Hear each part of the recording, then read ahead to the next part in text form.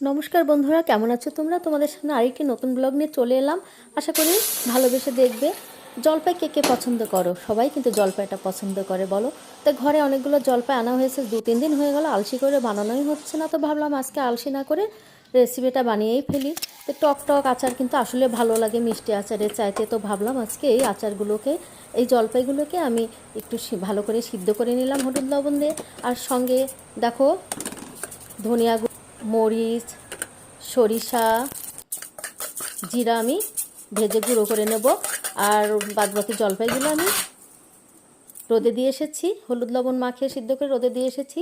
এবার ঘরে নিয়ে এলাম। আধা ঘন্টা রোদে দেওয়ার পর বিচিগুলো এখন ছাড়িয়ে নিচ্ছি। আর সঙ্গে যে দেখো পেস্ট করে রেখেছিলাম যে মশলাটা, সেটা দিয়ে দিচ্ছি। 1 চামচ কালো জিরে দিয়ে দিলাম, দিয়ে দিচ্ছি হলুদ লবণ, আর সঙ্গে দিয়ে দেব সরিষার তেলটা, দিয়ে ভালো করে চটকে মেখে নেব।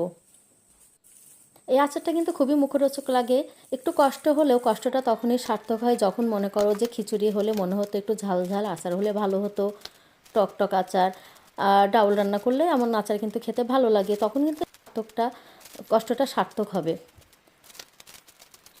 তো দেখো আমি বেশ মাখিয়ে গোল গোল করে এতগুলো গোল বানিয়ে নিয়েছি। এখন আমি নিয়ে যাব রোদে। এটাকে আমি 2 দিন রোদে শুকাতে দেব।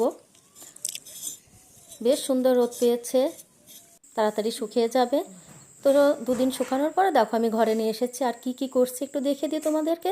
আমি সঙ্গে নিয়েছি অনেকগুলো গোটা কাঁচামরিচ, সঙ্গে নিয়ে নিয়েছি সরিষার তেল, কালো জিরে নিয়ে নিয়েছি। এখন এইটা খাঁটি সরিষার তেল।